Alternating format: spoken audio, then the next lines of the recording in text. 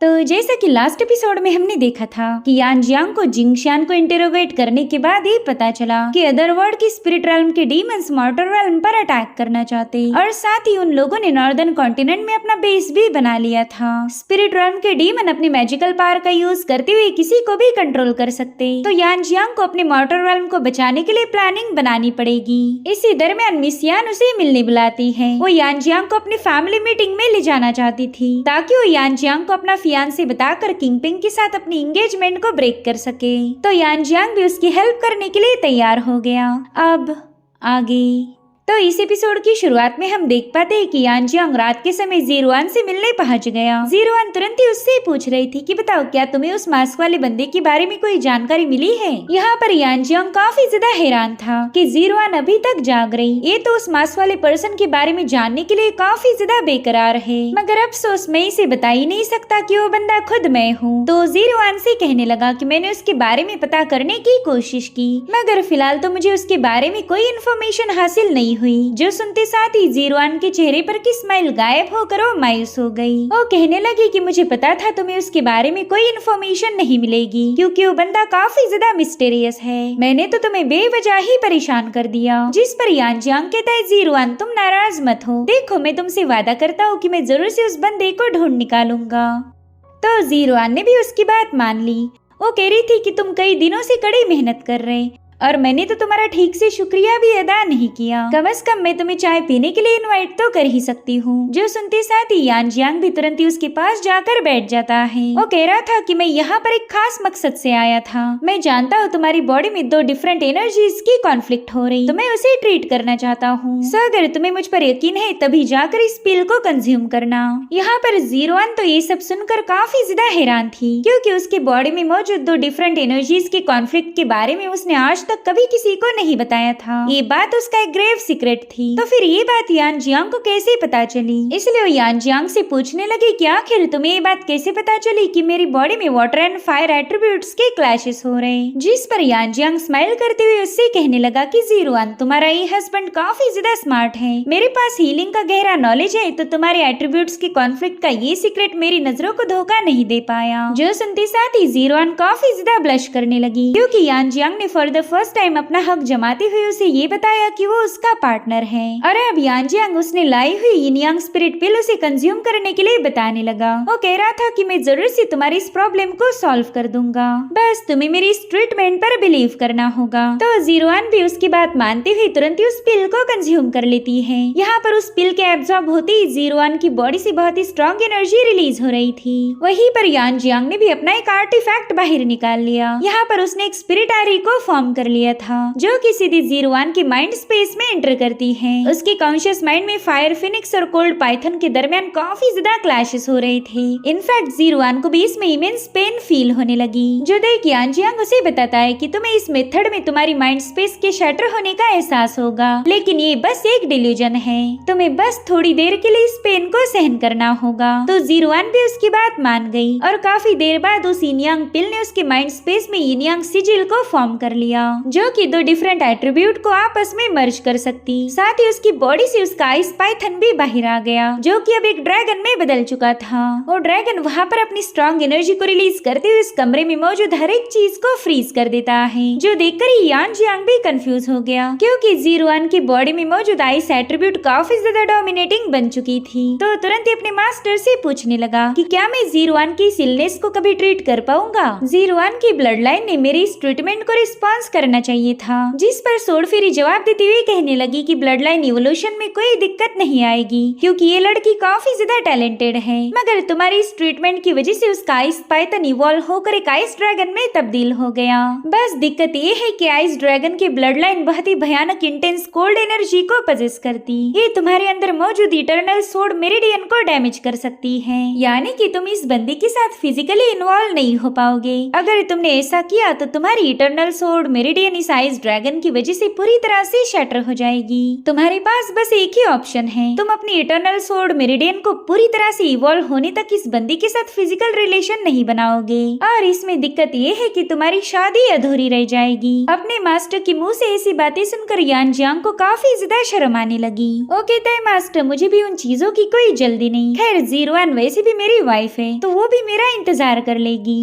जिस पर सोड फेरी कहने लगी यान जियांग तुम फिलहाल जवान हो, तुमसे गलती भी हो सकती, इसलिए हमेशा एक बात याद रखना, तुम्हें अपने डिजायर्स को कंट्रोल करना पड़ेगा, चाहे 01 खुद ही इसके लिए तैयार ही क्यों ना हो जाए। जब तक तुम अपने इटर्नल मेरिडियन को स्ट्रॉन्ग नहीं बनाते तुम इस लड़की के पास नहीं जाओगे। तो यान जियांग ने भी अपने मास्टर की बात मान ली। वहीं पर 01 का ड्रैगन बड़ी तेजी के साथ रोर कर रहा था और उतने में 01 की बॉडी से फायर एनर्जी के फ्लक्चुएशंस रिलीज होने लगते हैं, जिससे वहाँ की कोल्ड एनर्जी पूरी तरह से वैनिश हो गई और वो दोबारा से नॉर्मल हो चुकी थी और 01 भी कल्टीवेशन से बाहर आ गई। अब यान जियांग उससे पूछ रहा था कि बताओ तुम्हें कैसा फील हुआ, कहीं उन क्लैशेस की वजह से तुम्हें ज्यादा तकलीफ तो नहीं हुई। जिस पर 01 उसे खुश होकर बताने लगी कि मैंने तो इस प्रोसेस में ब्रेक थ्रू भी कर लिया, मैं अब 1 स्टार इनेट मार्शल सोवरेन रॉल्म पर पहुंच चुकी हूँ। तुमने दी हुई यिन यांग स्पिरिट पिल वाकई कमाल की थी। उसकी स्माइल देखकर यान जियांग भी काफी ज्यादा खुश हो गया, जिसके बाद 01 ब्लश करते हुए कहने लगी कि तुम्हारी मदद के बिना ये बिल्कुल भी पॉसिबल नहीं था, मुझे तो समझ ही नहीं आ रहा कि मैं तुम्हारा शुक्रिया अदा कैसे करूं। और इतना कहते साथ ही उसने यान जियांग को किस किया। यान जियांग तो ये सब देखकर काफी ज्यादा हैरान था, आज पहली बार 01 उसके इतने करीब आई थी। अब यान जियांग भी उसे अपना अफेक्शन शो कर पाई, इससे पहले 01 शर्माते हुए वहाँ से भाग निकली। तब उसके जाने के बाद यान जियांग भी उस रूम से बाहर आ गया। वेल 01 के बस एक ही किस में इस बंदे की हालत खराब हो गई, उसके तो हाथ भी कांप रहे थे। साथ ही उसे इस बात पर पूरा यकीन हो गया कि उसने 01 के दिल में अपने लिए जगह बना ली है, जिसके बाद वो अपने विंग्स को समन करके वहाँ से रवाना हो गया। और अब फ्रेश होने के बाद यान जियांग ने डिसाइड किया कि वो स्पिरिट रेल्म के हमला होने से पहले ही अपनी कल्टीवेशन में प्रोग्रेस करेगा। उसे इस इन्वेजन से पहले ही सोर्ड स्पिरिट रेल्म पर लेवल अप करनी पड़ेगी, तभी जाकर वो उन पावरफुल अदर वर्ल्डली डीमंस का मुकाबला कर पाएगा। तो उसने तुरंत ही एलिक्सर पिल को कंज्यूम करते हुए अपनी कल्टीवेशन को स्टार्ट कर दिया। अगर अपनी मॉर्टल रेल्म को प्रोटेक्ट करना है तो यान जियांग को हर एक पॉसिबल कोशिश करनी पड़ेगी, और इसके लिए यान जियांग का पावरफुल बनना लाजमी था। अब सीन शिफ्ट होकर हम जिंगशियान को देख पाते हैं, जो कि अपने फादर यानी कि स्काई किंग के सामने पहुंच गया था। उसने देखा कि उसका बाप तो काफी ज्यादा गुस्से में है। यहाँ पर स्काई किंग गुस्से में कहने लगा कि मैंने काफी सोच समझकर प्लान बनाया था और तुम्हें बस उस प्लान को एग्जीक्यूट करते हुए 01 को यहाँ लाने की जिम्मेदारी सौंपी गई। तो बताओ फिर मेरा प्लान फेल कैसे हुआ और तुम्हें इतनी बुरी तरह से घायल किसने किया। जिस पर जिंगशियान बताता है कि टांग फैमिली पर अटैक करने के लिए मैं अपने साथ ढेर सारे एक्सपर्ट्स लेके गया था। मुझे तो लगा था कि टांग फैमिली को डिस्ट्रॉय करना बस कुछ ही सेकंड्स का खेल होगा, लेकिन टांग फैमिली हमारे स्वागत के लिए पहले से ही तैयार थी। पता नहीं कैसे मगर उनके पास ढेर सारे जीनियस थे, उन्होंने हमें बुरी तरह से सप्रेस कर दिया। एल्डर युआन भी उनके सामने टिक नहीं पाए। एक आयरन मास्क वाले बंदे ने उन्हें बड़े ही ब्रूटली खत्म कर दिया। उस वक्त रेड फायर आयरन मास्क वाले बंदे को मारना चाहता था तो उसे फॉलो करते हुए फॉरेस्ट की तरफ रवाना हो गया, मगर रेड फायर अपना काम फिनिश करके वापिस ही नहीं आया। अब वो कहाँ पर है इसकी तो मेरे पास भी कोई जानकारी नहीं। मेरे ख्याल से उस मास्क वाले बंदे ने उसे भी मार दिया होगा। हालांकि स्काई किंग को उसकी कहानी पर यकीन नहीं हो रहा था। वो कहता है कि तुम्हारे साथ मैंने जितने भी लोग भेजे थे वो सब के सब मारे गए, तो फिर तुम्हें उन लोगों ने किस खुशी में जिंदा छोड़ दिया। जिस पर जिंगशियान जवाब देते हुए बताने लगा कि उस कमीने यान जियांग ने मुझे रिहा किया था ताकि मैं उसका पैगाम आप तक पहुंचा सकूं। फादर उस बंदे ने आपके लिए एक मैसेज भेजा है। वो कह रहा था कि अगर आपने इवल कामों को छोड़कर राइचस पाथ को फॉलो नहीं किया तो वो अपने हाथों से आपका खात्मा कर देगा। और ये उस यान जियांग की तरफ से आपके लिए फर्स्ट एंड लास्ट वार्निंग है। जो सुनते साथ ही स्काई किंग ने गुस्से में आकर अपनी पावरफुल एनर्जी को रिलीज करना शुरू कर दिया, जिससे तो जिंगशियान को भी पेन होने लगती है। स्काई किंग कह रहा था कि वो यान जियांग बस टांग फैमिली के फेंके हुए टुकड़ों पर पलने वाला कुत्ता है, मगर फिर भी उसकी हिम्मत तो देखो, उसने मुझे मेरे मुंह पर ही धमकी दे दी। मैं तो उस कुत्ते के साथ साथ उसकी पूरी टांग फैमिली को मिटा दूंगा, तभी जाकर इस रल्म के लोगों को अकल आएगी। बस एक बार टांग फैमिली वाइप आउट हो जाए फिर तो इस रल्म में कोई भी ऐसा बंदा नहीं होगा जो मुझसे पंगे लेगा। और उतने में जिंगशियान की बॉडी से काफी स्ट्रॉन्ग पावर रिलीज होने लगी। इस बंदे को बड़ी भयानक पेन को फेस करना पड़ रहा था, तो उसे रोकने के लिए स्काई किंग उस पर अपनी एनर्जी रिलीज करता है, जिससे वहाँ पर एक और धमाका हो गया। और फिर उस एनर्जी ने स्काई किंग के सीने पर भी एक जोरदार वार कर दिया, जिसे देख स्काई किंग को बिल्कुल भी समझ नहीं आ रहा था कि ये हमला कैसे किया गया। वहीं पर जिंगशियान भी नॉकआउट हो गया। मेरे ख्याल से जिंगशियान यानजियान के प्लांट किए हुए सोर्ड सील की वजह से ही मारा गया। तभी स्काई किंग का कमांडर वहां आकर उससे पूछता है कि सीनियर बताए आगे क्या करना। क्या आपको लगता है कि टांग फैमिली को खत्म करने के लिए हमने अपनी आर्मी भेजनी चाहिए? अब इस पर क्या जवाब दिया जाए ये तो स्काई किंग को समझ नहीं आ रहा था। टांग फैमिली की वजह से उसका इकलौता बेटा मारा गया,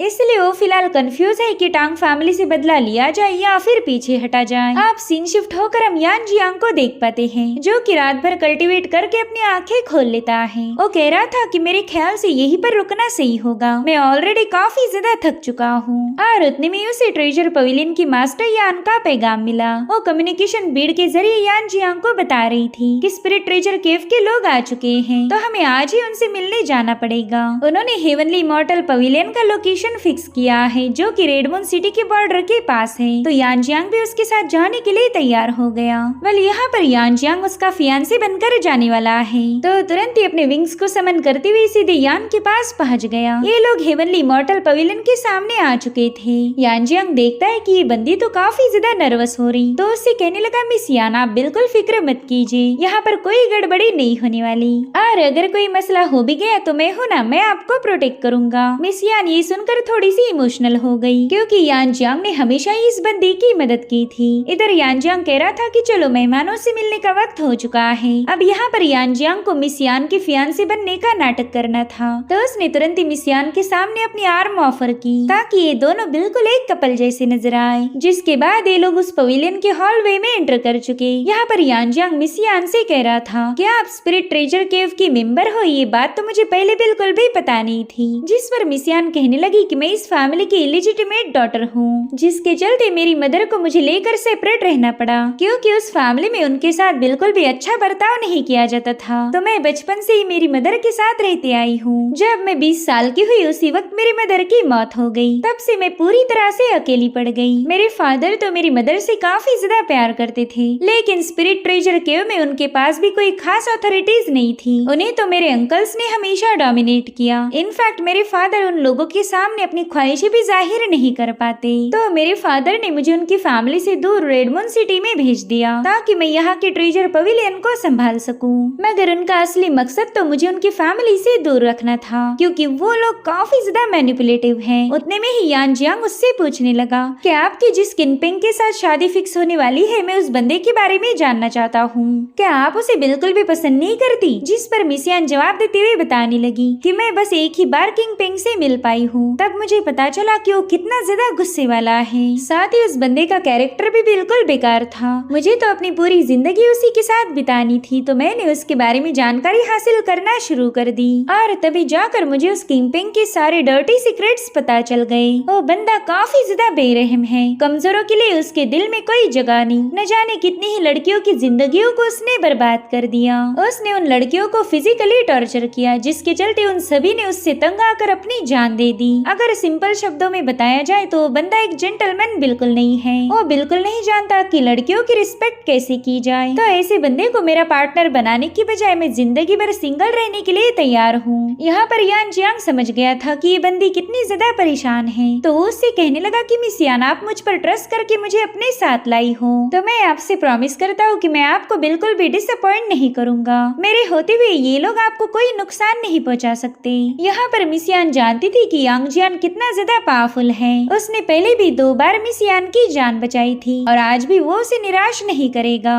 जिसके बाद ये लोग मेन हॉल में पहुंच गए, जहाँ पर स्पिरिट ट्रेजर केव के कुछ लोग मिस यान का इंतजार कर रहे थे। उसे हॉल में आता हुआ देखकर किंगपिंग तुरंत ही कहने लगा कि यान, एक लंबे अरसे के बाद हमारी मुलाकात हुई। मैं तो कई दिनों से तुम्हें मिस कर रहा था, और आज फाइनली हमारी मुलाकात हो ही गई। लेकिन मिस यान ने तो किंगपिंग को पूरी तरह से नजरअंदाज कर दिया। यहाँ पर हम मास्टर किंग टियान युआन यान को देख पाते हैं, जो कि मिस यान का थर्ड अंकल था। वेल, अगर टियान युआन की बात की जाए तो ये बंदा भी किंगपिंग जैसी बेरहम और बदतमीज था। वो तो मिस यान के साथ यान जियांग को देखकर अपने दांत पीसते हुए पूछने लगा कि बताओ ये लड़का कौन है और तुम उसे अपने साथ यहाँ पर क्यों लेके आई। तो मिस यान यान जियांग की तरफ अपना अफेक्शन शो करते हुए बताने लगी कि इनका नाम है यान जियांग और ये मेरे फियांसे हैं। मैंने सोचा कि वैसे भी आज हमारी फैमिली की मीटिंग है, तो क्यों ना यान जियांग को भी आपके साथ इंट्रोड्यूस करवाया जाए।